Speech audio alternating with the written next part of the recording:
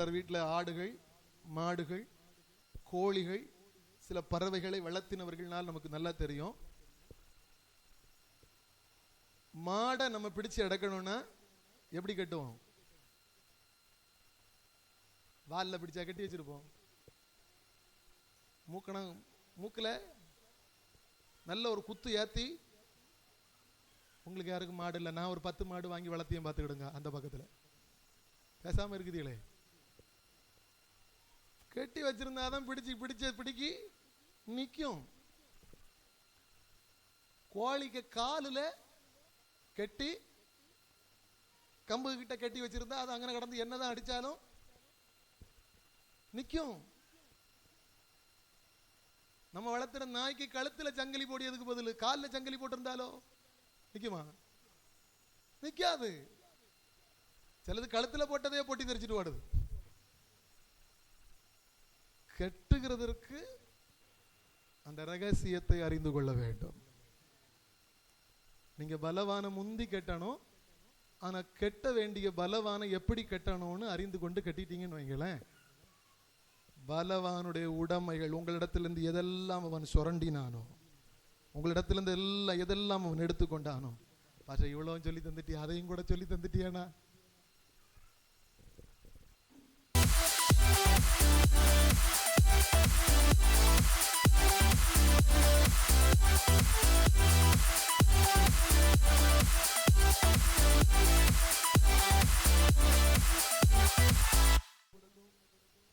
பிரசங்கி எல்லாரும் திருப்பிக் கொள்ளுங்கள், நம்ம சேர்ந்து வாசிக்க போகிறோம். பிரசங்கி அதனுடைய 12ஆம் அதிகாரம். பிரசங்கி அதனுடைய 12ஆம் அதிகாரம் 1 முதல் 7 வரை உள்ள வசனங்களை நாம் சேர்ந்து வாசிக்க போகிறோம். நீ உன் வாலிப பிராயத்திலே உன் சிருஷ்டிகரை நினை. தீங்கு நாட்கள் வராததற்கு முன்னும் எனக்கு பிரியமானவைகள் அல்ல என்று நீ சொல்லும் வருஷங்கள் சேராததற்கு முன்னும், சூரியனும் வெளிச்சமும் சந்திரனும் நட்சத்திரங்களும் அந்தகாரப்படாததற்கு முன்னும், மழைக்கு பின் மேகங்கள் திரும்ப திரும்ப வராததற்கு முன்னும், வீட்டு காவலாளிகள் தள்ளாடி பலசாலிகள் கூனி போய், எந்திரம் அரைக்கிறவர்கள் கொஞ்சமானதினால் ஓய்ந்து, பலக்கனி வழியாய் பார்க்கிறவர்கள் இருண்டு போகிறதற்கு முன்னும், எந்திர சத்தம் தாழ்ந்ததினால் திருவாசலின் கதவுகள் அடைப்பட்டு குருவியின் சத்தத்துக்கும் எழுந்திருக்க வேண்டியதாகி, கீதவாத்திய கன்னிகைகள் எல்லாம் அடங்கி போவதற்கு முன்னும், மேட்டுக்காக அச்சம் உண்டாகி வழியிலே பயங்கள் தோன்றி, வாழை மரம் பூ பூத்து வெட்டுக்கிளியும் பாரமாகி, பசி தீபனமும் அற்று போகாததற்கு முன்னும், மனுஷன் தன் நித்திய வீட்டுக்கு போகிறதினாலே துக்கம் கொண்டாடுகிறவர்கள் வீதியிலே தெரியாததற்கு முன்னும், வெள்ளிக்கயிறு கட்டுவிட்டு பொற்கிண்ணி நசுங்கி, ஊற்றின் அருகே சால் உடைந்து, துவரண்டையில் உருளை நொறுங்கி, இவ்விதமாய் மண்ணானது தான் முன்னிருந்த பூமிக்கு திரும்பி, ஆவி தன்னை தந்த தேவனிடத்திற்கு மறுபடியும் போகாததற்கு முன்னும், அவரை உன் வாலிப பிராயத்திலே நினை. வாசித்த இந்த வசனத்திலே நாம் கவனிக்கும் போது மிக தெளிவாக முந்திக்கொள் அப்படின்ற ஒரு வார்த்தையை திருப்பி திருப்பி திருப்பி திருப்பி பிரசங்கி எழுதி கொண்டே இருக்கிறார். ஏன் முந்தணும் அப்படின்றத கொஞ்சம் உற்று போய் பார்த்தபோது 2 உதாரணத்தை ஆண்டவர் எனக்கு காண்பித்து தந்தார். வேதத்தில் நீங்கள் பார்க்கும்போது மார்க் எழுதின சுவிசேஷ புஸ்தகத்தில் 14ஆம் அதிகாரத்தில் ஒரு சம்பவம் இருக்கு. இயேசு சிலுவையில் அறையப்படுகிறதற்கும் சில நாட்களுக்கு முன்னமே ஒரு ஸ்திரீ பரிமள தைலத்தை கொண்டு போய் அவருடைய பாதத்தில் உடைத்து ஊற்றினாள். அல்லேலூயா. அது அந்த 14ஆம் அதிகாரத்தில் நீங்க மிக தெளிவாய் பார்க்க முடியும். உங்களுக்கு புரியறதுக்காக ஃபார் எக்ஸாம்பிள் தான் இந்த வசனத்தை சொல்றேன். அந்த ஸ்திரீ அந்த மனிதர்கள் சொல்லும் போது 300 தாலந்திற்கு விற்கக்கூடிய அளவிற்கான விலை மதிக்க முடியாத அந்த தாலந்தை அவருடைய பாதத்தில் கொண்டு வந்து உடைத்து ஊற்றினாள். அப்போ இயேசு ஒரு வார்த்தையை சொன்னார், நீங்கள் அங்க கவனிக்க முடியும். அந்த வசனத்தை நீங்கள் எடுத்துக்கொள்வீர்களே ஆனால் வாசிக்கலாம். இயேசு அவர்களை நோக்கி, அவளை விட்டுவிடுங்கள், ஏன் அவளை தொந்தரவு பண்ணுகிறீர்கள்? என்னிடத்தில் நற்கிரியை செய்திருக்கிறாள். தரித்திரர்கள் எப்போதும் உங்களிடத்தில் இருக்கிறார்கள்,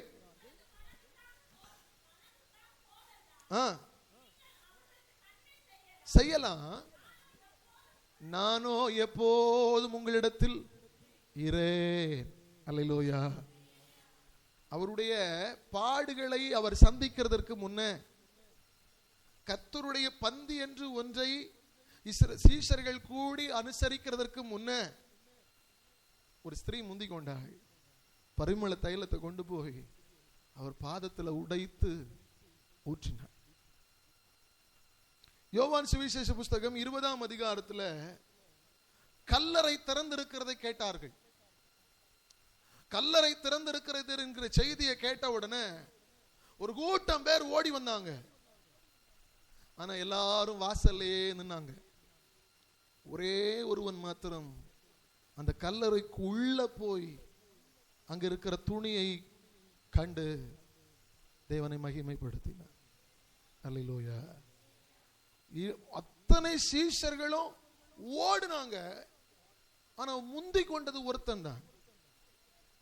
பிரியமான தேவ சபையே, இந்த 7 வசனத்துல நான் திருப்பி திருப்பி உங்களுக்கு ஆவியானோடு சொல்ல உந்த பண்ணுகிற வார்த்தை முந்திக் கொள்ளுங்கள். அல்லேலூயா. இந்த முந்திக் கொள்ளுங்கள் என்கிறதற்கு 7 ஆங்கில வார்த்தையை நான் உங்களுக்கு கொண்டு வந்திருக்கிறேன். எழுதுகிறவர்கள் எழுதி கொள்ளுங்கள். ஒருவேளை நேரம் சுருக்கமாகும் போது இதை நிறைவு செய்ய முடியாமல் கூட போகலாம். முதல் வார்த்தை ஃபர்ஸ்ட். இந்த பிரசங்கி 12:1 முதல் உள்ள 7 வசனங்களுக்கு உள்ளடங்கி முன்னமே, முன்னே அப்படின்னு சொல்லப்பட்டிருக்கு பாத்தீங்களா? சோ அதனுடைய வார்த்தையாக முதலாவது ஃபர்ஸ்ட், இரண்டாவது do it before, மூன்றாவது earlier, நான்காவது beforehand,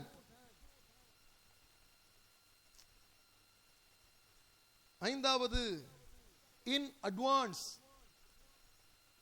ஆறாவது overtake, ஏழாவது come before. இது கொஞ்சம் கடினமா இருக்கிறது போல இருக்கும், ஆனா ரொம்ப லகுவான வார்த்தை. ஆண்டவர் சபையை ஆசீர்வதிக்க விரும்புகிற வார்த்தை. அல்லேலூயா. இந்த வார்த்தையை நான் தியானிக்க ஆரம்பித்த 7மே கிட்டத்தட்ட முன்னே முன்னே முன்னேன்னு சொல்லப்படுது பார்த்தீங்களா? அந்த வார்த்தைகளுக்கு முன்னும் பின்னுமா இருக்கக்கூடிய பிணைக்கப்பட்டிருக்கிற வார்த்தைகள். அதனால தான் இந்த 7 வார்த்தைகளை உங்களுக்கு முன்பாய் நான் கொண்டு வந்திருக்கிறேன். முதலாவது வார்த்தை என்ன வார்த்தை? ஃபர்ஸ்ட், முதலாவது. இந்த 7 வசனங்கள் சொல்லுகிறது இல்லையா? முன்னே நினை அப்படின்னு சொல்லப்பட்டிருக்கு இல்லையா? மத்தேயு எழுதின சுவிசேஷ புஸ்தகம் 6ஆம் அதிகாரம் 33வது வசனத்தை வாசிக்கும் போது, மைக்ல வாசிப்பீங்களாமா? தேவனுடைய ராஜ்யத்தையும், முதலாவது தேவனுடைய ராஜ்யத்தையும் அவருடைய நீதியையும் தேடுங்கள், அவருடைய நீதியையும் தேடுங்கள், அப்பொழுது இவைகளெல்லாம் உங்களுக்கு கூட கொடுக்கப்படும். இவைகளெல்லாம் உங்களுக்கு கூட கொடுக்கப்படும். அப்போ பிரசங்கி என்ன சொல்ல விரும்பினார்னா, 7 வசனத்தில் அவர் என்ன சொல்ல வந்திருக்கிறார்னா, முதலாவது நீ தேட வேண்டியது யாரை என்றால் தேவனை. அல்லேலூயா. இயேசு அதை இன்னும் அழகாய் சொல்லி தந்தார். இயேசு அந்த வார்த்தைகளை இன்னும் அற்புதமாய் சொல்லி தருகிறார். அந்த 32வது வசனத்தை வாசிச்சு பாருங்க. இவைகளையெல்லாம் அஞ்ஞானிகள் நாடி தேடுகிறார்கள், அஞ்ஞானிகள் நாடி தேடுகிறார்கள். இந்த வார்த்தையை நான் கவனித்த போது நான் என்ன நினைச்சேன்னா, அஞ்ஞானிகள்னா ஒருவேளை உலகத்துக்குரிய ஞானிகள் போல இருக்கு அப்படின்னு நினைச்சேன். ஆனா டிக்ஷனரியில போய் பார்த்தப்போ அதுக்கு என்ன விளக்கம் கொடுத்திருக்குன்னா, மேட்னஸ், சில்லினஸ், லூனசி, ஃபலி,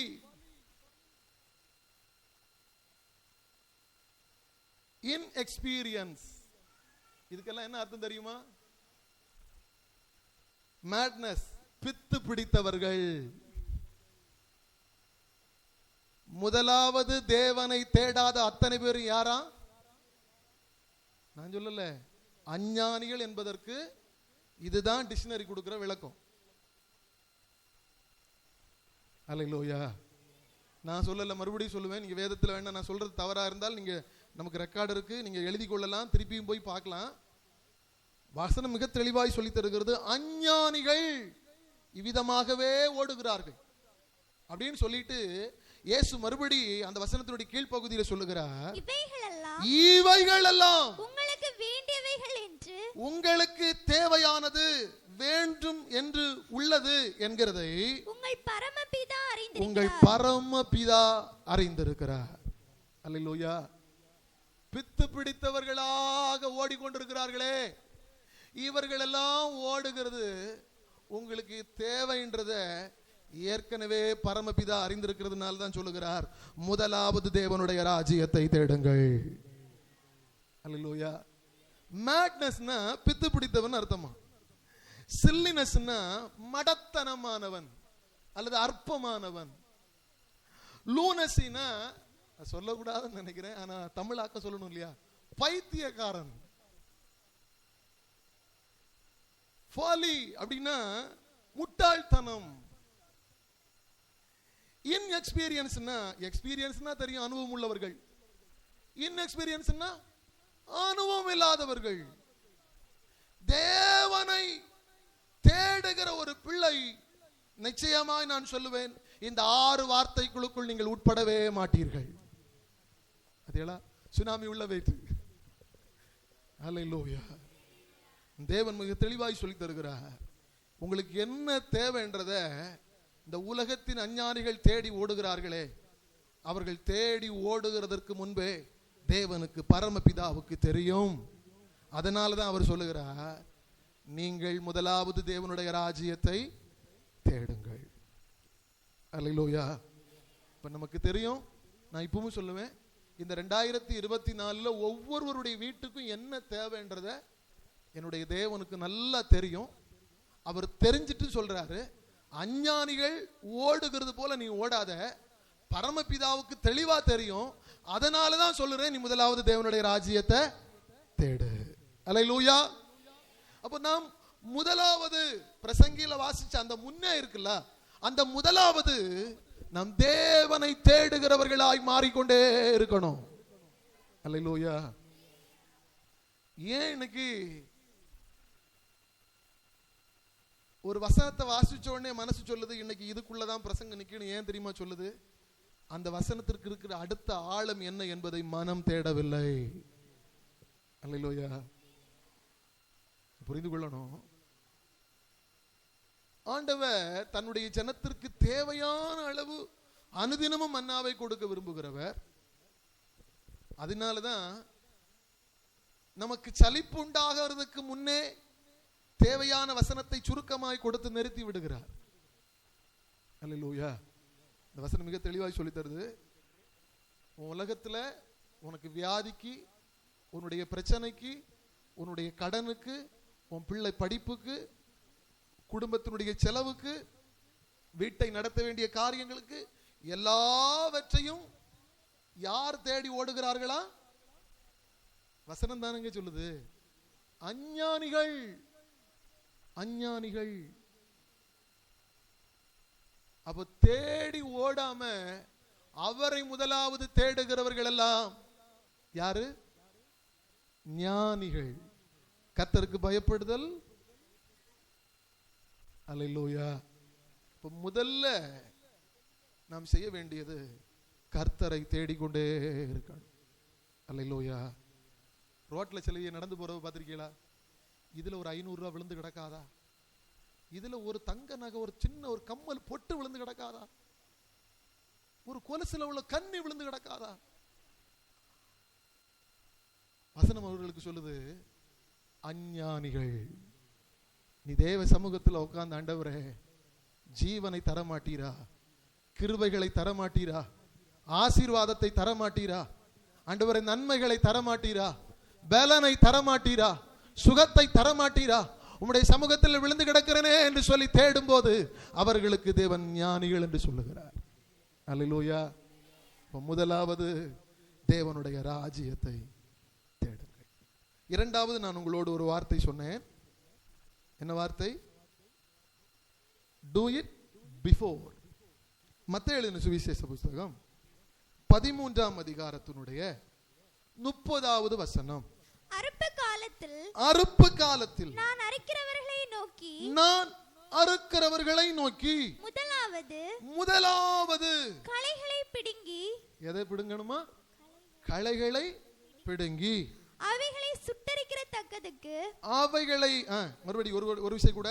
அவைகளை சுட்டரிக்கிறதற்கு கட்டுகளாக கட்டுங்கள். அல்லேலூயா. இரண்டாவது, அந்த முன்னேன்ற ஒரு வார்த்தை இருக்கு இல்லையா, பிரசங்கி சொன்ன முன்னே. முதலாவது தேவனுடைய ராஜ்யத்தை தேடணும். அடுத்த முதலாவது என்னன்னா, களைகளை எல்லாம் நீங்க தேவனை தேட ஆரம்பிச்சிட்டீங்கன்னா நமக்குள்ள இருக்கிற களைகளை நம்மளே எடுத்துருவோம். அல்லேலூயா. நமக்குள்ள இருக்கிற களைகளை நம்மவே எடுத்துருவோம். கண்ணாடிக்கு முன்னே கையை பிடிச்சு தடவி பார்ப்பீங்க, முகத்தில் ஏதோ பரு இருக்கிறது போல தோணும். உடனே என்ன பண்ணுவோம்னா கண்ணாடிக்கு முன்னே போய் நின்று பார்ப்போம். பரு இருக்குன்னு உடனே தெரிஞ்ச உடனே கொஞ்சம் பவுடரும் போட்டு அதில் அப்படி தட்டி வச்சுட்டா போவோம்? கண்டிப்பா செய்ய மாட்டோம். அந்த இடத்த உடனே ஒரு பிதுக்கி எடுத்துருவோம் இல்லையா? அப்போ தேவனை நாம் தேட ஆரம்பித்து கொண்டே இருப்போமே, ஆனால் தேவனாகிய கர்த்தர் நமக்குள் இருக்கிற களைகளை அவரே நம்மை விட்டு எடுக்க சொல்லுவார். அல்லேலூயா. வசனம் அதுதானே சொல்லுது. அவர் தூதர்களுக்கு சொல்லிட்டாராம், கட்டளையிட்டாராம். தூதர்களுக்கு கட்டளையிட்டார். என்ன கட்டளையிட்டார்னா, முந்தி நற்பலனை அறுவடை செய்கிறதற்கு முந்தி முதலாவது களைகளை எடுத்து விடுங்கள். நமக்கு நல்லா தெரியும், எனக்குள்ள இருக்கக்கூடிய இந்த குறிப்பிட்ட காரியத்தினாலதான் நான் ஆண்டவரை விட்டு தூரம் போறேன். நமக்கு நல்லா தெரியும். அல்லேலூயா. யாருக்கு தெரியுமோ தெரியாதோ, எனக்கு நல்லா தெரியும். நான் ஏன் ஆண்டவரை விட்டு தூரம் போறேன்றது எனக்கு நல்லாவே தெரியும். அப்போ நான் தேவனை தேட தேட தேட எது என்னை தேவனை விட்டு தூரப்படுத்துகிறதோ அதை நான் எடுத்து விட வேண்டும். அல்லேலூயா. என்னை தேவனை விட்டு தூரப்படுத்துகிற அந்த கிரியையை, அந்த காரியத்தை, அந்த சின்ன விஷயத்தை நான் எடுத்துருவேன்னா தேவன் என்னை இன்னும் அவர் அண்டையில் சேர்த்து வைக்க அவர் போதுமானவராக இருக்கிறார். அதனால்தான் மோசேட்ட சொன்னாரு, மோசே நீ நிற்கிற இடம் பரிசுத்த பூமி மோசே, நான் உன்னோட இன்னும் பேச விரும்புறேன் மோசே, அதனால பாதரட்சைய கலட்டிரு. இப்ப மோசைக்கு எதுதான் கலையா இருந்தது? அவனுடைய பாதரட்சை. அதை கலத்திட்டாரு. பிரியமான தேவ சபையே, நம்முடைய தேவன் நம்மை கதிர்களாக இருக்க வேண்டும் என்று விரும்புகிறாரே தவிர களைகளாக இருக்க வேண்டும் என்று அவர் விரும்பவில்லை. களைகளை குறித்து அவர் சொல்லும் போது என்ன சொல்றாருன்னா, மத்தேயு எழுதின சுவிசேஷ புஸ்தகம் 13ஆம் அதிகாரத்தினுடைய 38வது வசனத்தை வாசிச்சு பாருங்க. நிலம் உலகம், நல்ல விதை ராஜ்யத்தின் புத்திரர், நல்ல விதைகள் எல்லாம் ராஜ்யத்தினுடைய புத்திரர்கள், களைகள் பொல்லாங்கனுடைய புத்திரர், களைகள் எல்லாம் பொல்லாங்கனுடைய புத்திரர்கள். அல்லேலூயா. வசனம் சொல்லுது, என் தாய் என்னை எதிலே ஜனிப்பித்தா? பாவத்திலே. ஒரு மனிதன் பிறந்த முதற்கொண்டு பாவம் அவனுக்குள்ளாகவே வந்து கொண்டே இருக்கிறது, வளர்ந்து கொண்டே இருக்கிறது. நம்ம பிள்ளைகளுக்கு நல்லதை தானே சொல்லிக் கொடுக்கிறோம். அப்புறம் ஏன் வசனம் சொல்லுது பிறம்பை கையாளாதவன் தன் மகனை பகைக்கிறான்? நம்ம பிள்ளைங்களுக்கு நல்லதை தான் சொல்லிக் கொடுக்கிறோம். அப்புறம் எதுக்கு ஆண்டவர் அந்த வசனத்தை எழுதி வச்சிருக்கிறார்? நம்முடைய பிள்ளைகளுடைய நெஞ்சில் என்ன ஒட்டி இருக்குமா? மதீனம், தண்டனையின் பிரம்பு, அதை இது வசனம் தான் சொல்லுது. அப்போ ஆண்டவர் என்ன சொல்ல வருகிறார்னா, நாம் தேவனை தேட தேட தேட தேட நமக்குள் இருக்கிற நம்மையே ஆண்டவரை விட்டு தூரப்படுத்துகிற காரியத்தை எடுத்து போட வேண்டும். அல்லேலூயா. அதான் ஆண்டவர் மிக தெளிவாய் சொல்லுகிறார், do it before. முன் செய். நீ கதிராய் வளர வேண்டுமானால் உன்னில் இருக்கிற களையை எடுத்து போடு. இந்த களை, நீங்க அந்த வசனம் மத்தேயு சுவிசேஷ புத்தகம் 13ஆம் அதிகாரம் 25 இருந்து 38 வரைக்கும் அந்த வசனத்தை வாசிச்சு பார்த்தீங்கன்னா மிக அற்புதமாய் சொல்லி தரப்பட்டிருக்கிறது. அந்த வசனத்தை ஏற்றுக்கொண்டவர்களை வசனம் வளர விடாதபடி அவன் பொல்லாங்கன் வந்து உடனே களைகளை கொண்டு வந்து விதைத்து விடுகிறான். அல்லேலூயா. நான் அதனால தான் அறிவிப்பு சொல்லும் போது கூட திருப்பி திருப்பி சொன்னேன், அறிவிப்பு நான் யார் மேலும் விரோதம் வைத்து சொன்னவன் அல்லன்னு. ஏன்னா நீங்க கேட்டுக்கிட்டு இருக்கும் போதே உங்க இருதயத்துக்குள்ள ஒண்ணு வரும். என்ன வரும்? என்ன பார்த்துதான் அந்த ஆளு, உண்மையா சொல்லுவேன், பலிபீடத்தில் நின்று சொல்ற எல்லா வார்த்தைக்கும் நான் கர்த்தருக்கு கணக்கு கொடுக்க வேண்டும் என்பதில் அதிக கவனம் உள்ளவன். அல்லேலூயா. இப்போ நான் மறுபடியும் சொல்லுவேன், நம் முதலாவது தேவனுடைய ராஜ்யத்தை தேடணும். அடுத்த முதலாவது நமக்குள்ள இருக்கக்கூடிய களைகள் எதுவோ, கர்த்தருக்கு பிரியமில்லாமல் இருக்கிற காரியம் எதுவோ. அவர் எப்பவும் உங்கள்ட்ட சொல்லியிருக்காரா, நீ 7 நாளும் 3 நேரம் வச்சு உபவாசம் இருக்கணும் மகளே, அப்போதுதான் நீ பரலோக ராஜ்யம் வருவாயின்னு சொல்லியிருக்காரா? இல்ல, சொல்லல. நீ ராத்திரி பகலா 24 மணி நேரமும் உழைத்து கொண்டே இருக்கணும் மகளே, அப்போது நான் உன்னை ஆசீர்வதிப்பேன் சொல்லியிருக்காரா? இல்ல. ஒரு மனிதன் எதை செய்ய முடியுமோ அதை நாம் செய்யும்படி தேவன் நமக்கு கட்டளை தருகிறார். அதை நாம் கையாண்டாலே போதும். அல்லேலூயா. திடீர்னு ஒற்ற ராத்திரியில பழைய மணி எல்லாம் மாற்றப்படுகிறதுன்னு சொல்லும்போ நமக்கு எப்படி இருந்தது? பழைய மணி எல்லாம் மாற்றப்படுதுன்னு சொல்லும்போ நமக்கு எப்படி இருந்தது? ஆனாலும் அறுத்தங்கிலும் கையில இருந்த கிழிஞ்ச நோட்டையும் நல்ல நோட்டையும் கொண்டு கொடுத்து மாத்தி எடுத்தோம். ஆனா ஆண்டவர் திடீர்னு ஒற்ற ராத்திரியில மாத்தி சொல்லுகிறவர் அல்ல. அவர் தன் சாயலாய் மாறும்படி நம்மை கொஞ்சம் கொஞ்சமாக நம்முடைய ஜீவிதத்திற்கு ஏற்ற வண்ணமாய் நம்மை பரிசுத்தப்படுத்திக் கொண்டே இருக்கிறார். அல்லேலூயா. மறுபடியும் சொல்லுவேன், நம் தேவன் நம்ம எடுத்த உடனே செயல்படுத்துகிறவரே அல்ல. கொஞ்சம் கொஞ்சமாக அவர் நம்மை அவருடைய சாயலாகவே மாற்றிக்கொண்டே மறுரூபமாக்கி கொண்டே இருக்கிறார். அதனாலதான் சொல்றார், உன்னிடத்தில் இருக்கிற களைகளை எடுத்து போட்டுரு. இந்த களைகளினாலதான் நீ உன்னுடைய விசுவாசம் தகருது. இந்த களைகளினாலதான் உன்னுடைய ஆவிக்குரிய அனுபவம் தகருது. இந்த களைகளினாலதான் உனக்கு உண்டா இருக்கக்கூடிய இந்த அந்த ஆவிக்குரிய வளர்ச்சி தகருது. நான் உங்களுடைய மிகுந்த தாழ்மையாய் சொல்லுவேன், இந்த வருஷத்துல கர்த்தர் கொடுத்திருந்த எல்லா பொறுப்புகளையும் உதறிட்டு சபையோடையே நான் இருக்கணும்னு நினைச்சது என்னன்னா, ஆண்டவரே எங்கள் சபை ஜனம் இன்னும் ஆசீர்வதிக்கப்படணும். ஆண்டவரே இவர்களுக்காக நான் ஜெபிப்பதற்கு இந்த குறிப்பிட்ட காரியம் எனக்கு களையா இருக்கிறது. தேவ பயத்தோட சொல்லுவேன், எது உங்களுக்கு ஆண்டவரோட நெருங்குகிறதற்கு களையா இருக்கிறதோ அதை எடுத்து போடுங்கள். என்னுடைய போனை நீங்க வேணா எடுத்து பாருங்க, ஃபேஸ்புக் இருக்காது, ட்விட்டர் இருக்காது, என்ன ட்விட்டர் இருக்காது, மெசஞ்சர் இருக்காது, இன்ஸ்டாகிராம் இருக்காது. இதெல்லாம் யூஸ் பண்ணவன் தானா? அது ஒன்றும் யூஸ் பண்ணாதவன் எல்லாம் இல்லை. ஆனால் எனக்கு நல்லா தெரியும், இதை தோண்டிக்கிட்டு இருந்தா தேவனுடைய ரகசியத்தை என்னால் பெற்றுக்கொள்ள முடியாது. அல்லேலூயா. நான் மறுபடியும் சொல்லுவேன், நம்மை களைப்படுத்துகிற காரியத்தை நம்மை விட்டு எடுத்து விடுவோமே ஆனால் நாம் ஆவிக்குரியவர்களாய் வளர்ந்து கொண்டே இருப்போம். அல்லேலூயா. நம்ம என்ன நினைக்கிறோம்னா, தேவன் நான் கடையில் யாருக்கோ ஒரு ஆளுக்கு சொன்ன ஞாபகம் இருக்கு, தேவன் என் கூட இல்லை, தேவன் என்ன மறந்துட்டாரு, தேவன் என்னை விட்டு தூரம் போயிட்டாருன்னு நம்ம நினைச்சிட்டே இருக்கிறோம். ஆனா உண்மை என்ன தெரியுமா? நாம் அப்படி ஒரு நினைவை நினைக்கிறோமே ஆனால் நாம் ஏதோ ஒரு தவறை செய்துவிட்டு தேவனை விட்டு தூரமா இருக்கிறோம். அல்லேலூயா. அவர் அதான் சொல்றாரு, நீ என்னை விட்டு விட்டால் நானும் உன்னை, நீ என்னை மறந்தா நான் உன்னை மறப்பேன். நீ என்ன மறந்துட்ட, அதனால நானும் உன்னை மறந்துட்டேன். அதனாலதான் என் ஊழியக்காரனை கூட உன் வீட்டுக்கு வரவிடாதுன்னு சொல்லி வச்சிருக்கேன். அல்லேலூயா. நீ தேவனை மறந்தால் தேவன் உன்னை மறப்பார்.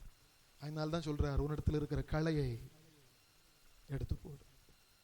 அது என்னவானாலும் இருக்கலாம், கோபமா இருக்கலாம், விரோதமா இருக்கலாம், பகையா இருக்கலாம், பெருமையா இருக்கலாம், அகங்காரமா இருக்கலாம், துணிகரமா இருக்கலாம், வீண் வீண் வதண்டாவாதங்களா இருக்கலாம், வீணான பேச்சுகளா இருக்கலாம், எது வேணுமானாலும் இருக்கலாம்.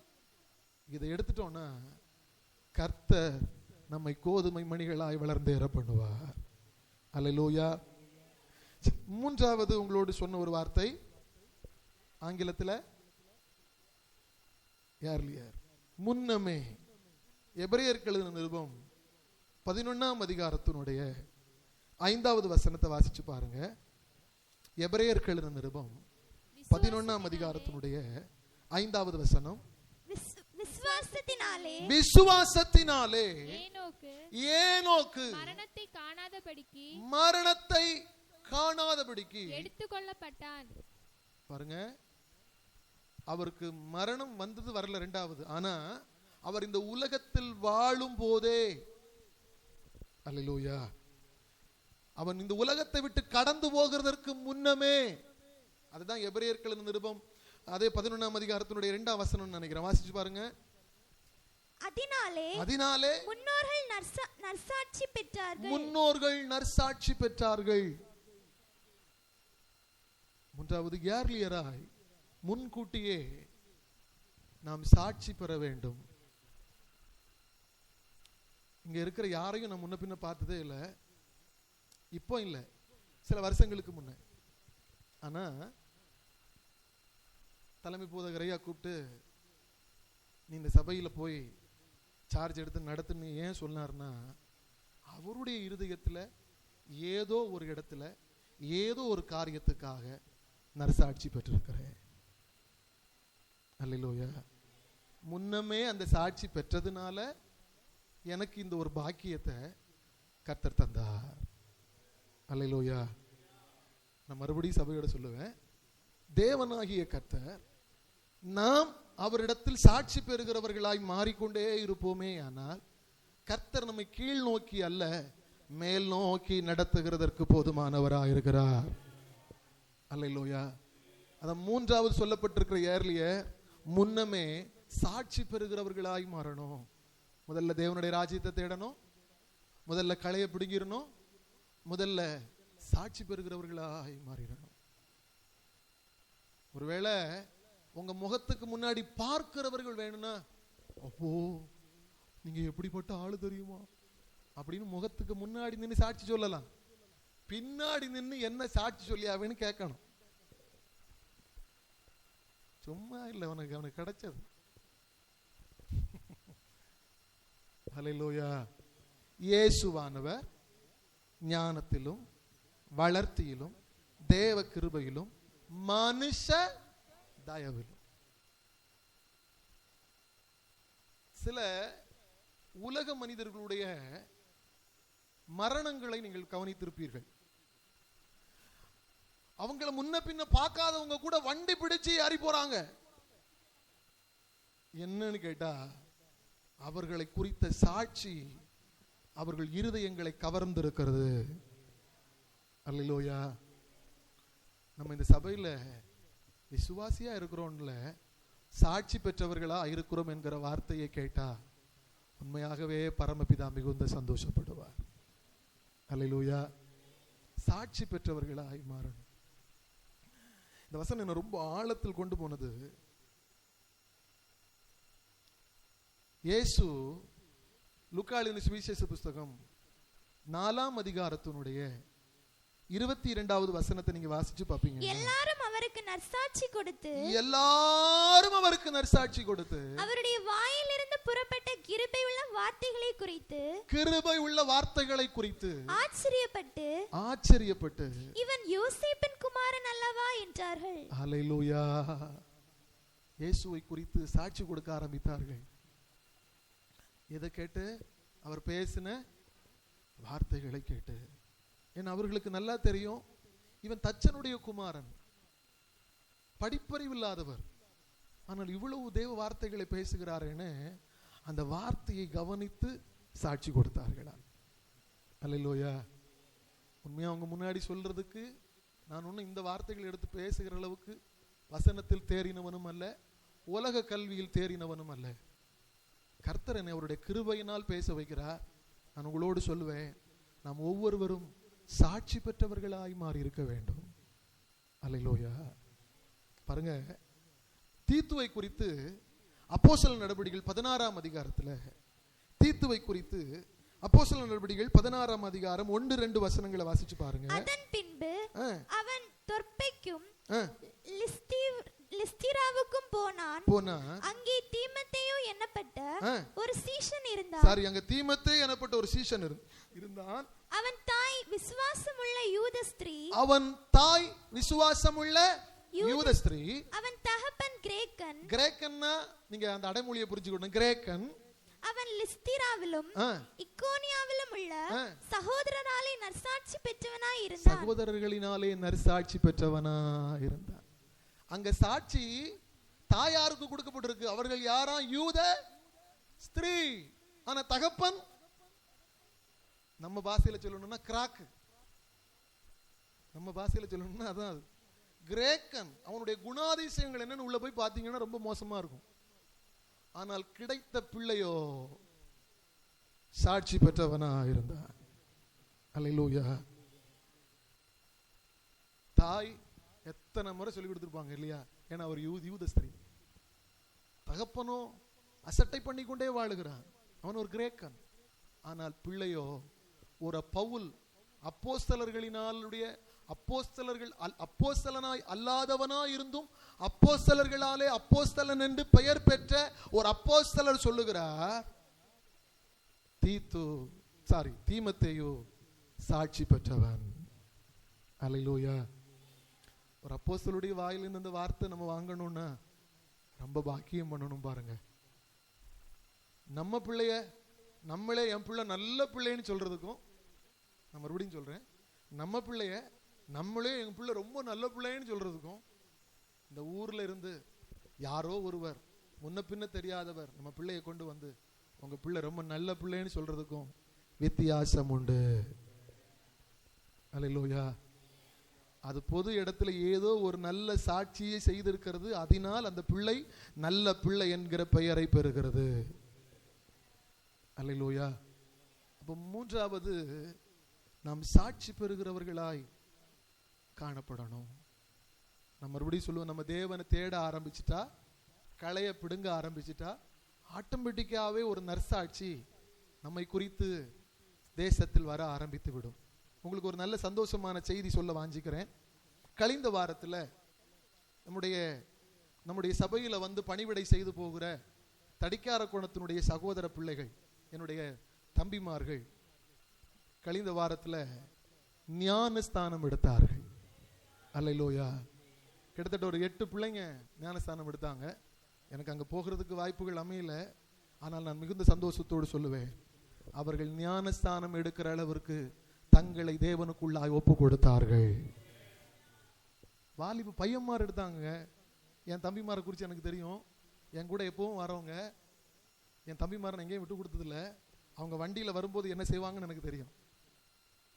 வீட்டில் இருக்கும்போது எப்படி இருப்பாங்கன்னு எனக்கு தெரியும். என் கூடையே இருக்கும்போது எப்படி இருப்பாங்கன்னு எனக்கு தெரியும். ஆனால் நான் சொல்லுவேன், அவர்கள் இன்று சாட்சி பெற்றவர்களாய் மாறி இருக்கிறார்கள். என்னால முடிந்ததில்லை. இங்க இருக்கிற அநேகர் ஜெபித்து இருக்கிறீர்கள், ஆண்டவரே இந்த பிள்ளைகளை ஆசீர்வதிங்கப்பா, கிருபை. அல்லேலூயா. சொல்லுவேன், சாட்சி பெற்றவர்களாய் மாறிக்கொண்டே இருக்கணும். கர்த்தருடைய பாதத்துல நாம் சாட்சி பெற பெற பெற யோசேப்பு சிறைக்குள்ளதான் இருந்தான். ஆனால் பார்வோனிடத்துல அவனை குறித்த சாட்சி பேசப்பட்டது. சிறைக்குள்ள ஒரு மனிதன் இருக்கிறான், அவன் சொப்பனத்திற்கு அர்த்தம் சொல்லுகிறவன். அல்லேலூயா. பாருங்க, சாட்சி பெற பெற பெற தேவன் நம்மை உயர்த்தி கொண்டே தான் இருப்பார். அல்லேலூயா. தயவு செய்து நீங்க புரிந்து கொள்ளுங்க, ஆண்டவருக்குள்ள சாட்சி பெறுகிற அனுபவத்தில் வளருங்க. உங்களுக்கு முடிந்ததை தான் செய்கிறீர்களாலும் பரவாயில்லை, அதுல கர்த்தருடைய நாமம் மகிமைப்படும்படியான சாட்சிகள் உண்டாயிருக்கட்டும். அல்லேலூயா. சொல்லணும், உங்க பிள்ளைகளை தாண்டி இன்னொருவர் சொல்லணும், என்னுடைய ரோல் மாடல் இன்னாருடைய வாழ்க்கையா இருந்தது. அல்லேலூயா. அதுதாங்க சாட்சி, அதுதான் சாட்சி. எவ்வளவு கஷ்டப்பட்டாங்க தெரியுமா? இன்னைக்கு அவர்களை ஆசீர்வதித்திருக்கிறதை குறித்து நான் நினைக்கும் போது, அவர்களுடைய உபத்திரவத்திலும் அவர்கள் தேவனுக்கு சாட்சியாய் நின்றார்கள் அப்படின்னு 4 பேர் சொன்னா அது சாட்சி. அல்லேலூயா. ஞாயிற்றுக்கிழமான இப்ப நம்ம சாட்சி கொடுக்கல, ஆனா ஞாயிற்றுக்கிழமான சில நேரத்தில் நம்ம கவனிப்போம், நம்ம சாட்சின்னு ஒரு பகுதி வச்சிருந்தோம், இப்ப கட் ஆயிட்டு. வாய்ப்பு கேட்கறவங்களுக்கு கொடுக்குறோம். ஆனா நீங்க கவனிச்சு பாருங்க, நிறைய நேரத்தில் நமக்கே வெப்ராளமா வரும். எனக்கு இல்ல, இங்க இருக்கிற உங்களுக்கு வெப்ராளமா வரும். என்னத்தடா இதெல்லாம் சாட்சின்னு வந்து சொல்லிட்டு இருக்கணும், இந்த பாஸ்டருக்கு வேற வேலை இல்லை.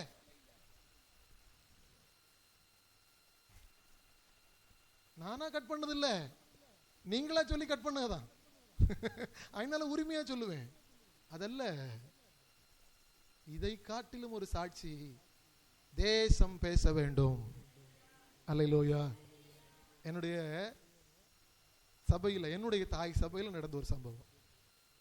நான் ஒரு உதவி ஊழியக்காரன். எனக்கு சாட்சி சொல்றதுக்கான ஒரு நேரம், பல வருஷங்கள் கழித்து நான் ஒரு நேரத்தை எடுத்துக்கொண்டேன்.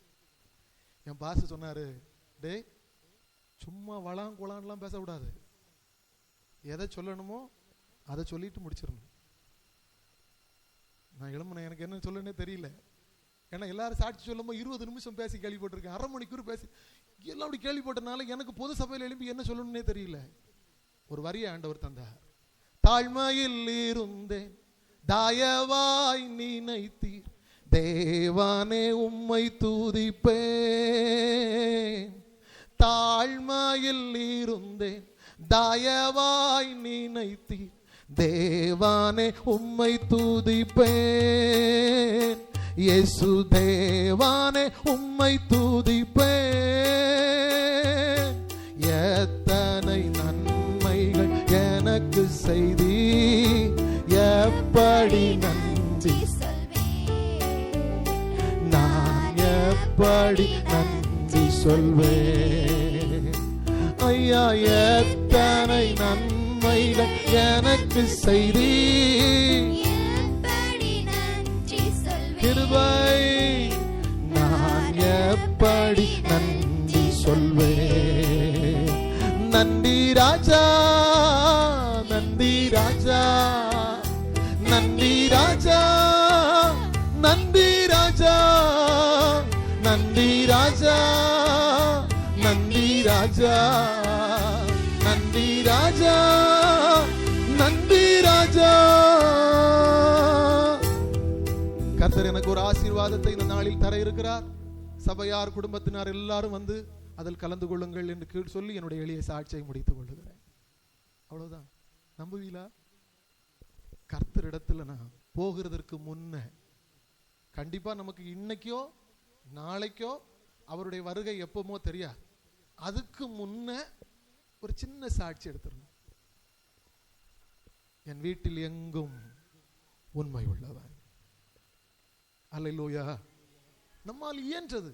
எல்லாரும் ஒரே அவார்டை வாங்க முடியாது இல்லையா? ஓட்டக்களத்தில் ஓடுறவனுக்கு தனி அவார்டு, மல்யுத்தத்தில் நிற்கிறவனுக்கு தனி award, long jump, high jump, இதுக்கெல்லாம் தனி அவார்டு. எல்லாருக்கும் ஒரே அவார்டு கிடையாது. ஆனால் சாட்சி பெற்றவர்களுக்கு அவார்டு உண்டு என்பது நிச்சயம்.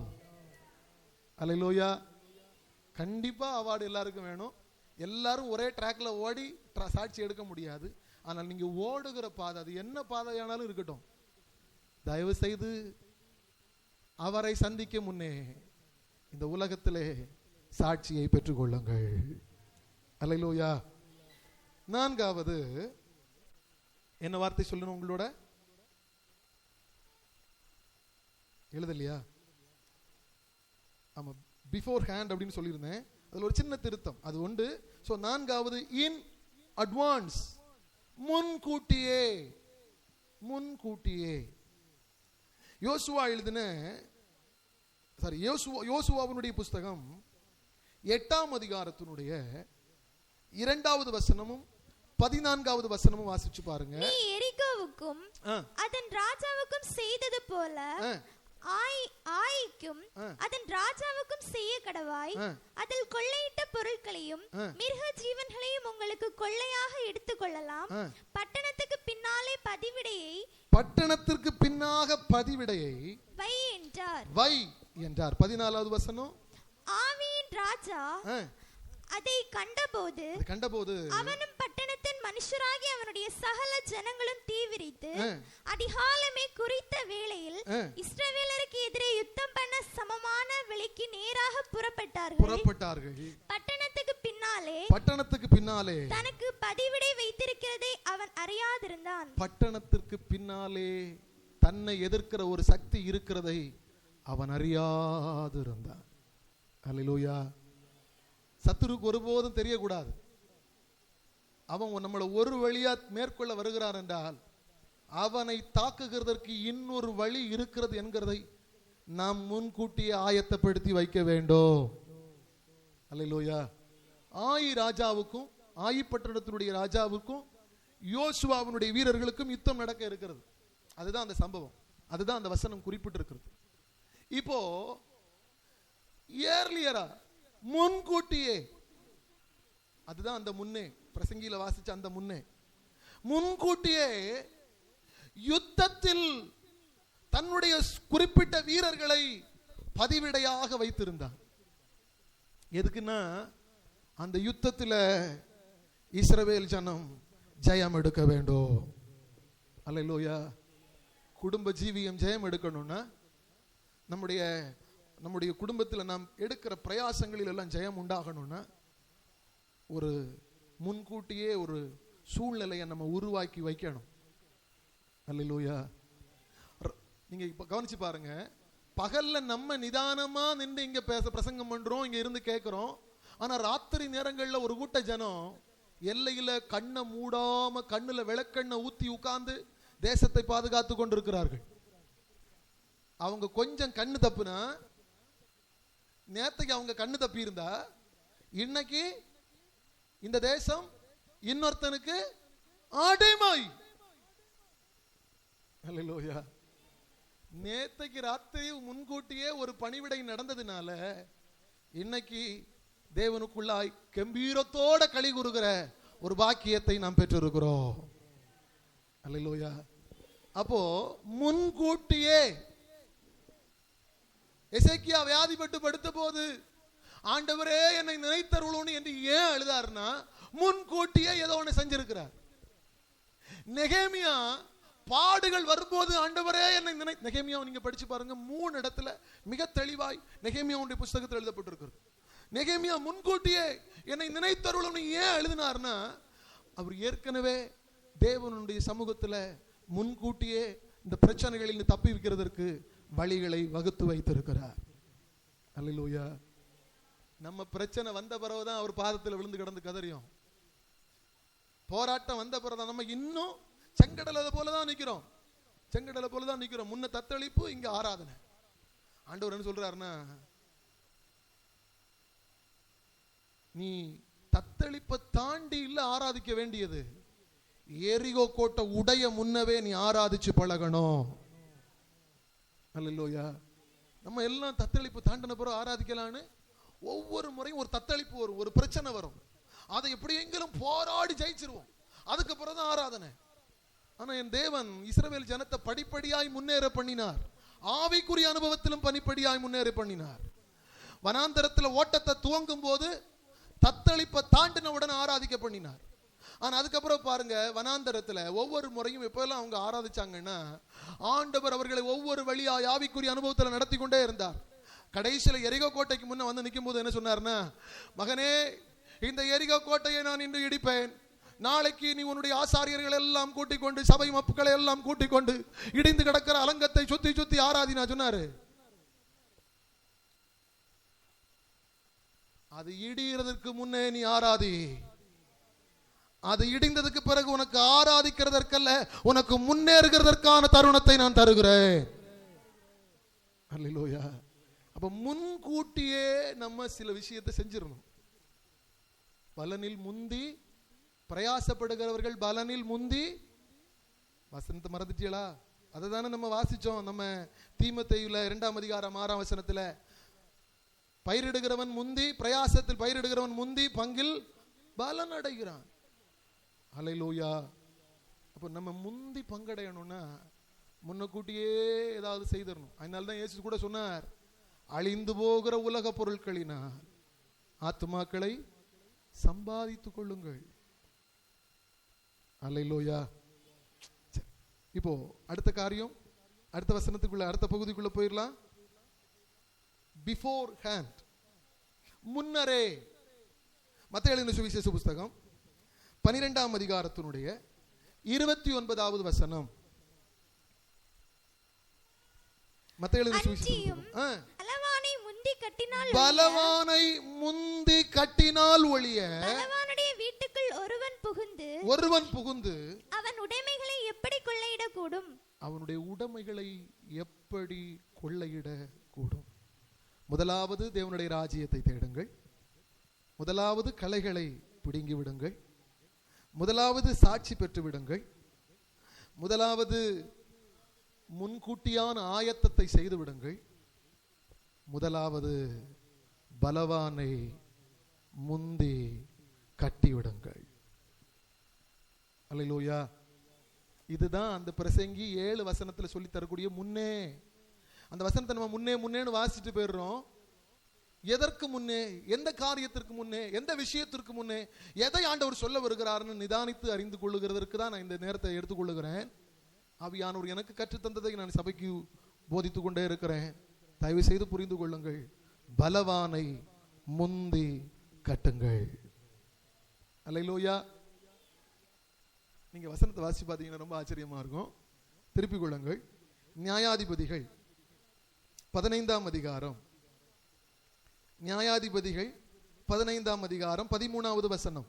அதற்கு அவர்கள், நாங்கள் உன்னை இறுக கட்டி அவர்கள் கையில் ஒப்பு கொடுப்போமே அல்லாமல் உன்னை கொஞ்சு போட மாட்டோம் என்று சொல்லி 2 புது கயிறுகளால் அவனை கட்டி கன்மலையிலிருந்து கொண்டு போனார்கள். 16வது அதிகாரத்தினுடைய 7வது வசனம். அதற்கு சிம்சோன் உலராத பச்சையான 7 அகனி நார் கயிறுகளாலே என்னை கட்டினால் நான் பலட்சியமாகி மற்ற மனுஷனை போல் ஆவேன் என்றான். 11வது வசனம். அதற்கு அவன் இதுவரைக்கும் ஒரு வேளைக்கும் வழங்காதிருக்கிற புது கயிறுகளா என்னை இறுக கட்டினால் நான் பலட்சியமாகி நான் பலனற்றவனாய் மாறி மற்ற மனுஷனை போல் ஆவேன் என்றான். மற்ற மனுஷனை போல மாறி விடுவேன். பலவான முந்தி கட்டணும், அதுதான் வார்த்தை. இப்போ ஒரு பராக்கிரமசாலியை கட்டுனாங்க. நாங்க வாசிச்சோம் இல்லையா, இந்த 3 பகுதியும். இந்த 3 பகுதியிலும் அவர்கள் கட்டின போது அந்த கட்டுகள் அற்று தெரிக்கப்பட்டது. அல்லேலூயா. ஏன் யோசிச்சு பார்த்திருக்கீங்களா? ஏன் பல முறை கட்டியும் பலவான கட்ட முடியல? ஆனா அடுத்து நீங்க படிச்சீங்கன்னா ரொம்ப பயங்கரமா இருக்கும். 16ஆம் அதிகாரத்தினுடைய 19வது வசனம் சொல்லுது, அவள் அவனை தன் மடியிலே நித்திரை செய்ய பண்ணி ஒருவனை அழைத்து அவன் தலைமயிரில் 7 ஜடைகளையும் சிறைப்பித்து அவனை சிறுமைப்படுத்த தொடங்கினான். அவன் பலம் அவனை விட்டு நீங்கிற்று. அல்லேலூயா. எப்போ பலவான் கட்டப்பட்டான் தெரியுமா? அவர் ரகசியம் பறிபோன போது. உங்க அபிஷேகம் என்கிற ரகசியம் பறிபோனா பிசாசு உங்களை ஜெயம் எடுப்பா. உங்க விசுவாசம் என்கிற ரகசியம் பறி போனா பிசாசு உங்களை ஜெயம் எடுப்பான். ஆவிக்குரிய அனுபவம் உங்களை விட்டு பறி போனா பிசாசு ஜெயம் எடுப்பான். வசனம் மிக தெளிவாய் சொல்லி தருகிறது, பலவானை முந்தி கட்டினால் ஒழிய. நம்ம எல்லாருக்கும் தெரியும், சிலர் வீட்டில் ஆடுகள், மாடுகள், கோழிகள், சில பறவைகளை வளர்த்தினவர்கள்னால் நமக்கு நல்லா தெரியும். மாடை நம்ம பிடிச்சு அடக்கணும்னா எப்படி கட்டுவோம்? வாலில் பிடிச்சா கட்டி வச்சிருப்போம். மூக்கில் நல்ல ஒரு குத்து ஏற்றி, உங்களுக்கு யாருக்கு மாடு இல்லை, நான் ஒரு 10 மாடு வாங்கி வளர்த்தியும் பார்த்துக்கிடுங்க. அந்த பக்கத்தில் பேசாமல் இருக்குதீங்களே, கட்டி வச்சிருந்தாதான் பிடிக்கி நிற்கும். கோழிக்கு காலில் கட்டி கம்பு கிட்ட கட்டி வச்சிருந்தா அது அங்கே கடந்து என்னதான் அடிச்சாலும் நிற்கும். நம்ம வளர்த்துற நாய்க்கு கழுத்துல சங்கிலி போடியதுக்கு பதில் காலில் சங்கிலி போட்டிருந்தாலோ நிக்குமா? நிக்காது. சிலது கழுத்துல போட்டதே பொட்டி தெரிச்சிட்டு ஓடுது. கட்டுகிறதற்கு அந்த ரகசியத்தை அறிந்து கொள்ள வேண்டும். நீங்க பலவான முந்தி கட்டணும், ஆனா கெட்ட வேண்டிய பலவான எப்படி கட்டணும்னு அறிந்து கொண்டு கட்டிட்டீங்கன்னு வைங்களேன், பலவானுடைய உடைமைகள் உங்களிடத்திலிருந்து எதெல்லாம் அவன் சுரண்டினானோ, உங்களிடத்திலிருந்து எதெல்லாம் அவன் எடுத்துக்கொண்டானோ, பாஷா இவ்வளவு சொல்லி தந்துட்டியா, அதையும் கூட சொல்லி தந்துட்டியானா,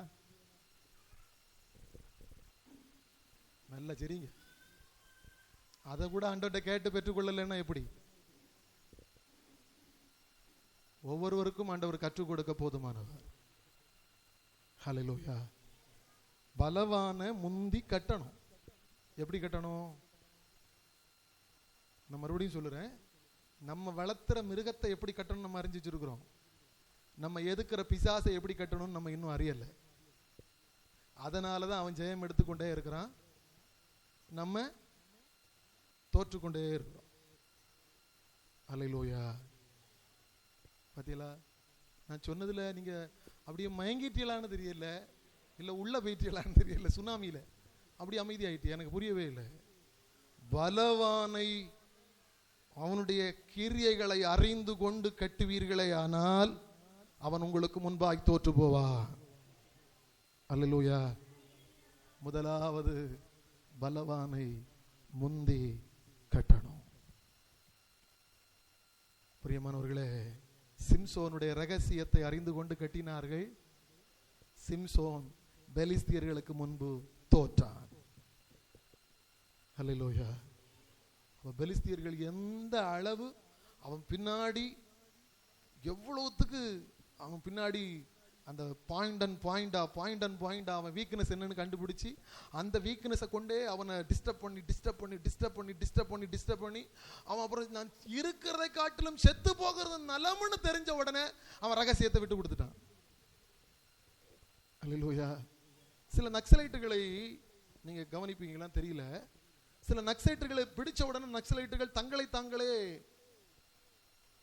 மாய்த்து விடுவார்கள். கழுத்துல ஒரு போதை போன்ற ஒரு பொருளை வைத்திருப்பார்கள். டக்குன்னு அதை வாயில எடுத்து போட்டு சமைச்சு அவங்க எதிராளி இவங்களை மேற்கொள்ளுகிறதுக்கு முன் அந்த விஷத்தை உள்ள இறக்கி இறந்துருவாங்க. ஏன்னா தன்னுடைய கூட இருக்கிறவர்களை குறித்த எந்த ரகசியமும் அறியக்கூடாது. அல்லேலூயா. பாருங்க, ரொம்ப கவனமா இருக்கிறான். ஒரு தந்திரசாலி ரொம்ப கவனமா இருக்கிறான். ஒரு தீவிரவாதி ரொம்ப கவனமா இருக்கிறான். அதனால அவன் டக்குன்னு ஒன்னும் அவன் மாட்டினாலும் வேற யாரையும் மாட்ட விட மாட்டான். நமக்கு ஒரு அடி வந்த உடனே, ஆண்டவரே எனக்கு மட்டுமா அடி தந்தியா ஆண்டவரே, அவளுக்கும் கொடுக்க ஆண்டவரே, எனக்கு கூட அவளும் சண்டை போட்டா. இது ஒரு தீர்க்க தரிசன வார்த்தை. என்ன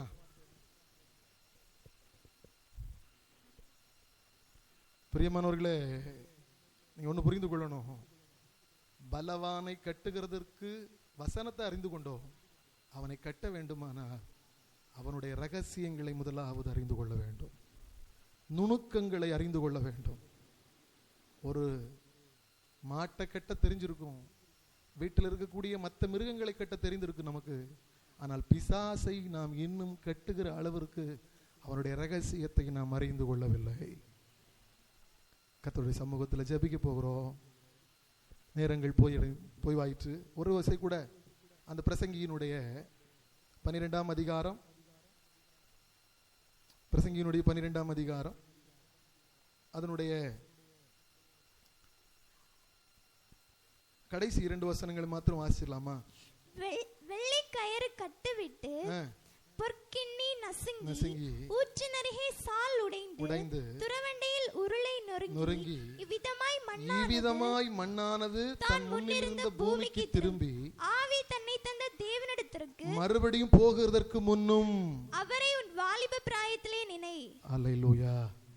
இந்த வசனத்தில் இன்னும் சொல்லித்தர வேண்டிய சில பகுதிகள் இருக்கிறதுனால் நேரம் போதுமானதல்ல. கர்த்தர் எனக்கு நடப்பித்த வார்த்தைகளை நான் ஏற்கனவே உங்களிடத்தில் சொல்லி ஆயிற்று.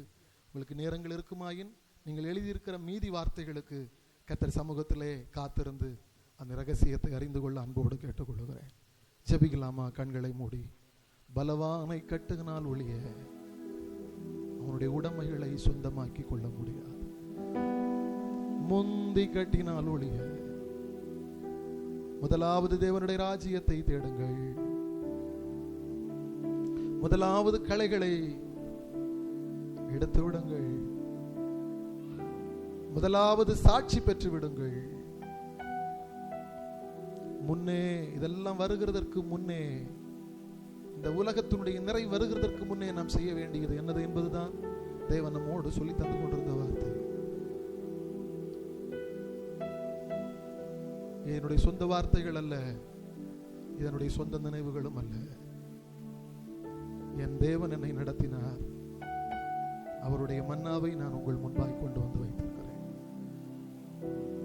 உள்ளத்தின் ஆழத்தில் இருந்து ஆண்டவரே,